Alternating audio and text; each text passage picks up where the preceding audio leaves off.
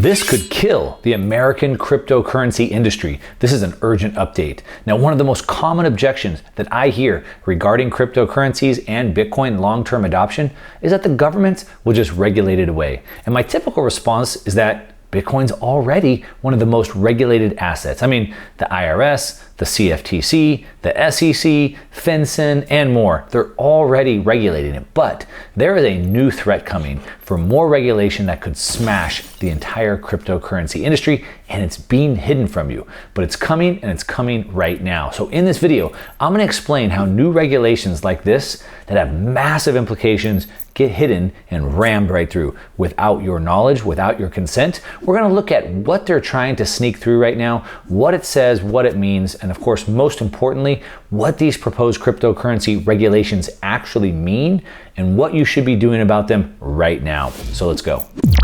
All right, now we're gonna jump right into it. We're gonna go quickly because, as I said, this is urgent information and this is not a drill. They are coming for it harder and faster than I had expected, and many of you have as well. So the first thing we have to understand is that they're using regulations, they're using laws to try to kill it, to crush it, to completely make it almost impossible. And really what they're doing is they're ramming these regulations through, using their old playbooks, using their old tricks. I'm gonna show you what that is. But basically, whenever you have new laws, in the United States, we're supposed to vote on laws, we're supposed to be able to voice our opinion, but whenever there's new laws that they can't seem to pass with legislation, they know that nobody's gonna vote on them, they know the public would never go for it. What they do is they try to sneak them through. They take other bills that they know sound really good, like Let's Save the Puppies Act, and they know that everybody's gonna vote yes on that, and then they'll sneak that stuff through. They put it on bills with great names that everybody wants, like the Free Money for Everybody Act. Doesn't everybody want that? How could you vote against that? And then they'll slip stuff through there. And then the lawmakers add things that have nothing to do with the new bill. So we have the Save the Puppies Act, and then they start putting new taxes in, right? They say they have the Free Money for Everybody bill, and they put new gun regulations in and things like that. And they sneak that stuff through. Now, it's kind of important to understand the way these laws or these regulations get put through in the first place. This is the actual picture right here of a staffer bringing in the new bill, that the regulations are being rammed through that you need to know about it. Now, this is over 2,700 pages. And when I say it's rammed through, we'll get to in a minute, but the reason why is because nobody's read this. The way these go through is that lobbying groups write this stuff, they give it to a sponsor, somebody in the government, to sponsor it, and then it goes through. Let me explain how that works, all right? Now, this is nothing new. First of all, let me give you a little historical context. We're not gonna go super far back on this one because this is urgent. I'm gonna get through it quickly here. This is nothing new, but we have seen this happen over and over and over. So for example, insider trading. That's wrong, right? I'm not supposed to trade on information that I get. I know for myself, because of the network that I have to be very careful. I'm caught in these situations from time to time. We've seen even Martha Stewart went to prison over insider trading, but of course, not government, right? Politicians are allowed to do that. But does that sound right? No, of course not. People aren't happy that people in Congress are able to trade on insider information, but of course they do. Now in 2011, that's how far we'll go back. In 2011, 60 Minutes broke a story on how people in Congress are getting rich using insider information, things that you and I aren't able to do that. Of course, when it made all that news, it made the people in Congress look really bad, so they had to do something. So they passed what's known as the Stock Act. Of course, it had overwhelming support to make sure that Congress could not do insider trading anymore. That sounds pretty good. Well, Congress didn't like that. They didn't want that taken away. So what did they do? Well, Congress did the whole thing quietly. So they got rid of it.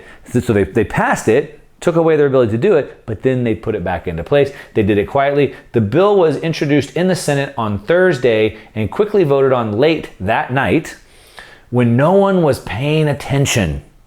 Friday afternoon, the best time to sneak through news is when it went through. That's how it works. They slip these things through. It goes on to continue.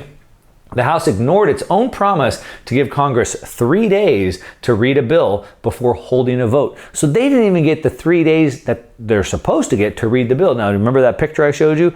Are you going to be able to read all that in 3 days? I don't think so. They didn't even get the 3 days to promote the bill, to let anyone read the bill before Congress had to pass it. Yesterday, President Obama signed that into law because the best way to rebuild trust in Congress, apparently, is to roll back the fact that people there need to obey the same laws as everyone. All right, so that's one example of this happens. We can see another example of this being rammed through. Now, I don't want this to look like I'm on one side or the other. This happens on both sides of the aisle. Here we can see Bush. Bush basically did the same thing. He snuck through a host of laws to undermine Obama. This says that have issued a record number of so-called midnight regulations, so-called because of the stealthy way they appear on the rule book. So Obama did it, Bush did it. They do it on both sides of the aisle. I'm not here to talk about politics. They both do it. Now we can see here, this is most recently, the House bill sneaks in $40 million for federal red flag gun confiscation. Now, nobody in the United States, well, not enough people, I should say, in the United States want to vote for taking guns away. And they've been unable to pass more and more restrictive laws, specifically because the Second Amendment says it shall not be infringed. It's pretty clear in my opinion. So what they do is they sneak them through red flag laws that gives the ability, the power for them to basically just seize guns. Go do your own research on that. We can see most recently in the last stimulus bill that went through back in last year, they started sneaking things in here about the digital US dollar.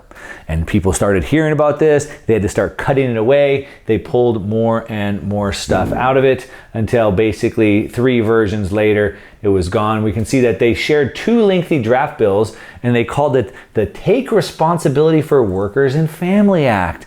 Doesn't that sound good? The Take Responsibility for Workers and Family Act, and then also the Financial Protections and Assistance for American Consumers. That sounds good. Everybody should vote on that, right? Those were dated March 22nd of 2020. Both documents had the term digital dollar included. So in those bills, they were sneaking through some CBDC stuff for the banks to have digital dollars. Now, there's also the famous when they were trying to get Obamacare through, which is the largest takeover of the healthcare system. The government took over the healthcare system. And in the famous quote, Nancy Pelosi said, as a matter of fact, let's just go ahead and cut to the clip, editor. It's going to be very, very exciting. But we have to pass the bill so that you can find out what is in it away from the fog. So as you can see, this has been going on for a long time. This is just business as usual. All right, now let's talk about what's going on right now, the new regulations. So I'm talking about right now the infrastructure bill. Now, the Biden administration has been talking about this for quite a while. They're trying to get trillions of dollars. Matter of fact, they wanted $3.5 trillion for infrastructure, but it keeps getting whittled down, whittled down, whittled down. Right now, they're pushing about a $1 trillion bill for infrastructure, right? We need jobs. Let's fix the road. Let's rebuild bridges, like all those things. They sound really, really good, right? And so what they've done is going from 3.5 trillion. The Republicans said, no, that's too much. The Democrats said we want more. The Republicans said, no, bring it down. And so they basically whittled down to 1.1 until both sides agree. So now it's called bipartisan. They're both agreeing to do this.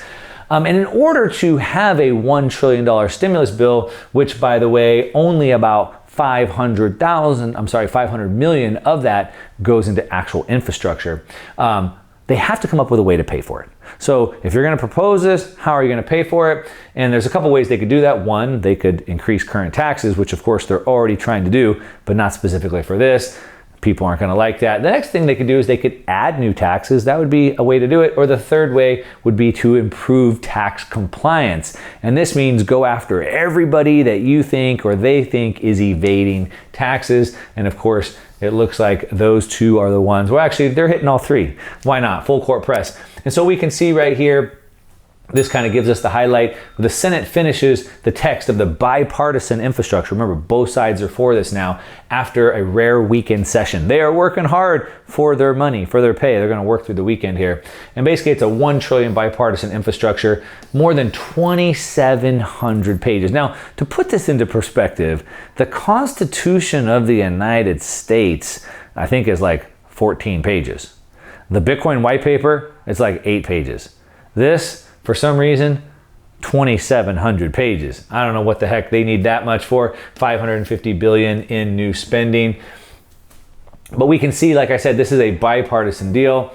2,700 pages, $550 million is the amount. So about half of the money they're passing for the infrastructure is actually going to go into infrastructure. Where does all the rest go? Well, we'll save that for another video. But let's take a look at what they're trying to sneak in, right? That's what we're talking about here. So the infrastructure bill, everybody wants it. I mean, heck, I want better roads. I don't want potholes, and I want people to have jobs. That sounds great, right? We've got it down from 3 trillion to 1 trillion. What the heck, right? Both sides are in. But what is being snuck in is the question, and that's what we're going to take a look at. And what we have going in right now is maybe what I have seen, what most people have seen, is the largest, the greatest danger, the gravest danger to the Bitcoin and to the cryptocurrency industry ecosystem. So let's take a look. So Jake Chernivsky, he's an attorney that works in the cryptocurrency space. He's a great asset for the space. He's kind of at the forefront of this. He said, here's the deal with the US infrastructure bill. A provision has been added.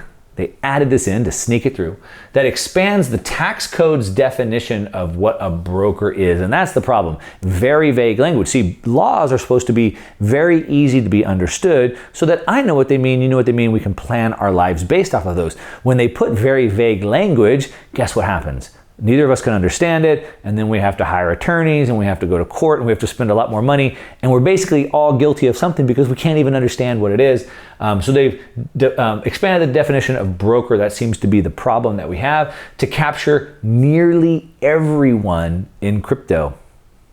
Probably you. All right, including non-custodial actors like miners. So if you're mining a cryptocurrency, you could be a broker.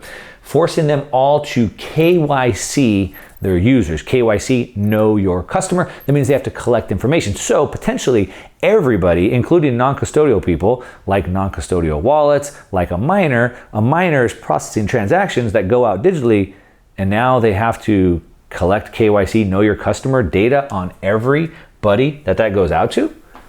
Is that what they're saying?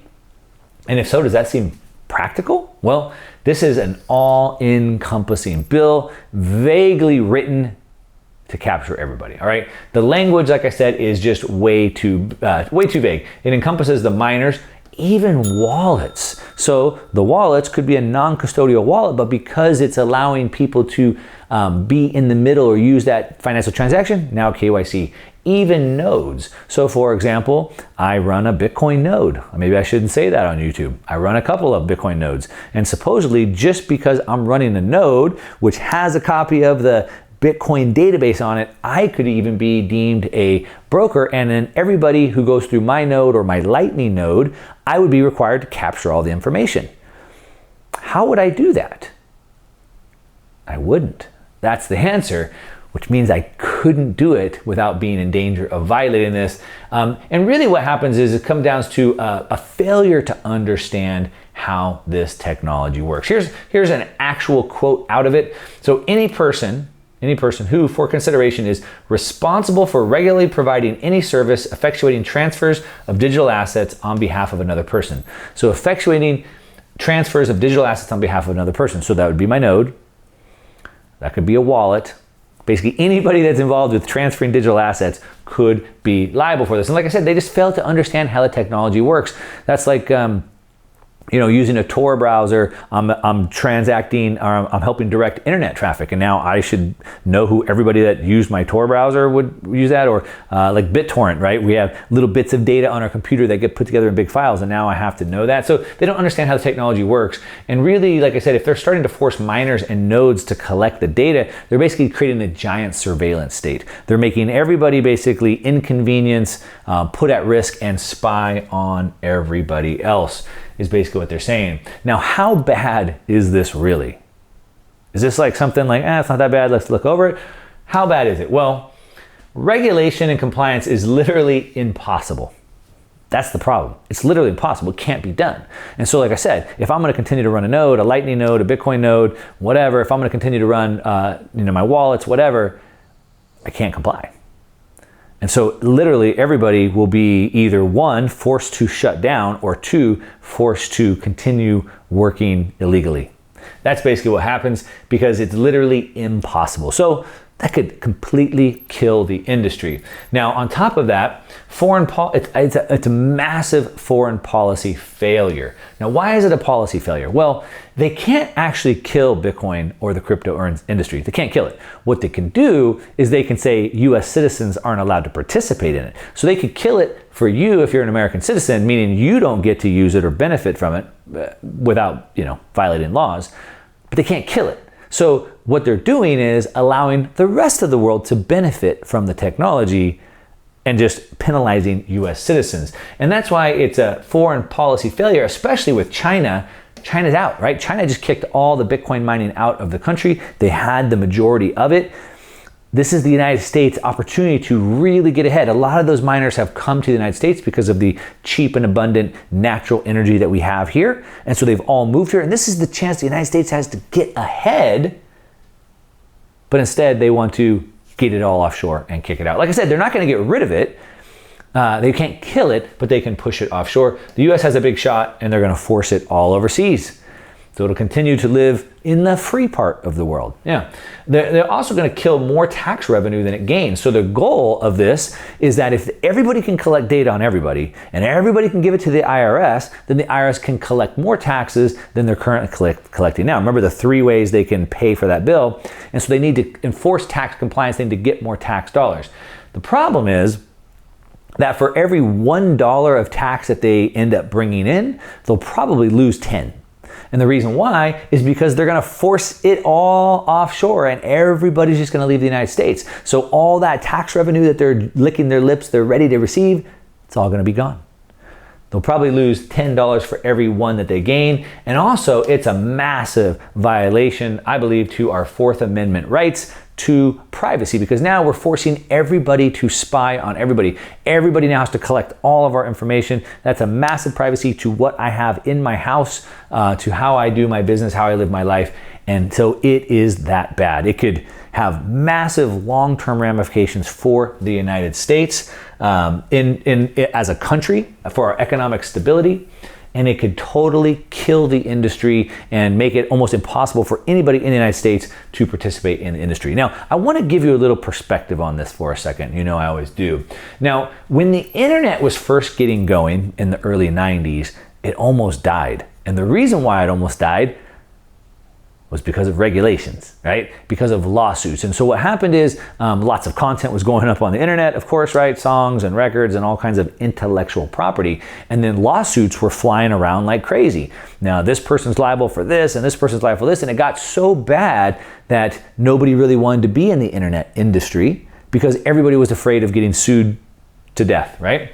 And so what happened is in 1996, the government actually acted to save the internet. Because as I said, under the current regulatory scheme and with lawsuits and whatnot, the internet was pretty much dead in the water. And so they actually passed a bill called Section 230. Now you might have heard of Section 230 before. It's come under a lot of attention with President Trump talking about repealing Section 230, and that's a whole nother topic I'm not going to get into. But basically, that's when Section 230 was passed, and it was passed to protect the internet and allow it to grow. And it did. The technology continued to grow from there. Now, what's important to understand, if you know who McKinsey is, they're like they're the consultant of every global international, S&P 500 company, McKinsey, and they put out this report. This was in 2011. All right, so this is over a decade old here. It says, yet the magnitude of this transformation is still underappreciated. They're talking about the internet, the new internet growth. So this was 96, 2006. This is about 15 years after the passage of Section 230. So the internet had been growing for 15 years. It was 10 years ago today. The internet accounted for 21% of the GDP growth. Now, we talked about or maybe I haven't talked about it on a video yet, but the new GDP numbers just came out and they're way off the growth that we want. As a matter of fact, they're 25% off of the growth target, which is really bad. And so we need the GDP to grow, right? Well, the internet back then, a decade ago, accounted for 21% of the GDP growth. Back then, Facebook had more than 800 million users. Today, it's almost 3 billion. So back then it was 800 million. But it says national economies have reaped major benefits from this technological revolution. So it created millions of jobs. It created trillions of dollars of revenue and tax revenue. It's basically what allowed the United States to retain its position despite everything that the leaders and the government have done to try to kill businesses. The internet was so powerful that it still created all that wealth. If the internet were a sector, it would have greater weight in GDP than agriculture or utilities. We know that the S&P 500 today, that index, about 30% of that index is made up of technology. And that could have all been dead if the government wouldn't have acted to allow it to grow.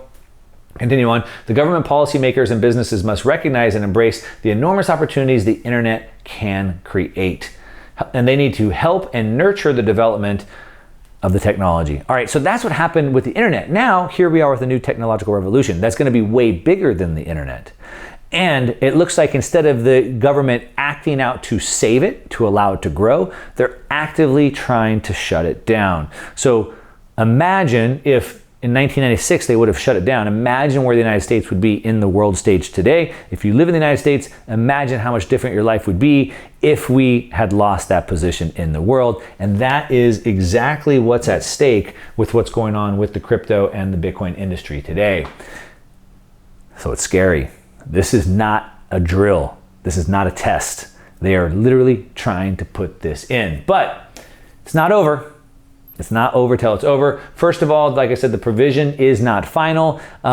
They're just putting this together now through massive pressure, thanks to both Coin Center and Blockchain Association. Through massive pressure, they've already started to get them to walk back some of this language. So they're already making good progress on that. On top of it, even if it gets passed, because it looks like this infrastructure bill is going to go through, so one form or another, this is getting through. They're already walking back some of it, but it's going through. But even if it's passed, it's not going to go into effect till 2023, which basically means that there's plenty of time for more lawsuits and more regulations to try to walk this back and to repeal this. All right. So, like I said, this is not a drill, it's not a test. You need to start calling members of your Congress. I'm gonna put links in the description of this video. If you wanna send an email, you wanna make a phone call, make it part of your daily routine. Make 1 or 2 calls a day. It's the least you can do. Like I said, I'm gonna put the links in the description. And also, as I said, the Blockchain Association and Coin Center, I really like what they're doing. I would highly advise you to follow them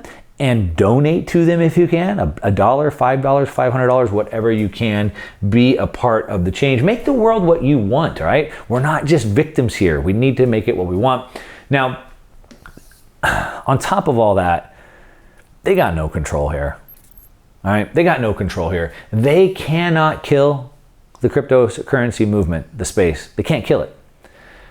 Like I said, what they can do is they can exclude Americans. Now, in the United States, like most of the world, drugs are illegal, but yet it's still a multi-trillion-dollar industry. Now, granted, 15% of the prison population is there for drugs, but it hasn't stopped it. And so they cannot stop it. They can exclude Americans, but they can't stop it. What they can really only do is they can only control the on and off ramps, and I'm talking about fiat. So when I want to exchange my fiat for Bitcoin or my Bitcoin for fiat, that's the only thing they can control. If I get paid in Bitcoin and I spend in Bitcoin, there's nothing they can do. Now, you know, if you've been watching this channel, you know that I'm working with Bitcoin Beach down in El Salvador. I recently just got back. I'm gonna do a whole video on that. And I took down jobs. I gave them phones and they downloaded an app and they did the task and they got paid in Bitcoin right there. And now in El Salvador, they can go anywhere around town and spend the Bitcoin.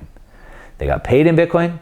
They can spend in Bitcoin, and we had no KYC. We don't know their name, their address, their phone number, social security. We know nothing about that. And so as long as you stay in Bitcoin, the governments cannot stop this. At the end of the day, that's why I say stay in Bitcoin. At the end of the day, every attempt they have only reinforces the fact that we need it that much more. All right, now, but what I do recommend, you do need to do this now, there is action to take. Couple things. First, pull your Bitcoin and your cryptocurrency off of the exchanges right now. Do not be leaving it on the exchanges. You need to have a hardware wallet. All right, so figure that out. I'm not going to recommend any for you right now. Well, Trezor and both Ledger are both pretty easy to use. I don't have any affiliate links for you, but pull your Bitcoin and crypto from exchanges, because if this goes into place, you'll probably find yourself in a situation where you can't withdraw that. On top of it, I'd probably stock up on some extra hardware wallets as well, because if this goes through, those wallet providers could get nailed by this, and even buying hardware wallets could be hard. So maybe buy a couple of extra of those, and then stay vigilant and informed. Stay on top of this. Help out. Send an email, write it, make a phone call, or donate to Coin Center or the Blockchain Association, because at the end of an empire, the final stage, the last hope they have is capital controls. And they want to control your money, control the capital, and not allow it to flee. If the money flees, then you go into hyperinflation and collapse. That's what happens in Lebanon or Venezuela. The inflation is so bad, people are getting out their money out of the system, which then leads to the inevitable collapse. That is what they're trying to prevent. They want to control the capital and keep it from fleeing. And they're going to do everything in their power to continue to do that. So it's better to get out before the gates are shut than wait until the door is already shut. Let me know what you think. Are you going to take some of the action that I have suggested right now? Are you worried about this? And are you going to do something about it? Leave me a comment and let me know. Of course, as always, give me a thumbs up on this video if you like it. And if you don't like the video, I know it's bad news. I guess go ahead and give me a thumbs down, but leave me a comment and let me know why. All right, that's what I got for you today. To your success. I'm out.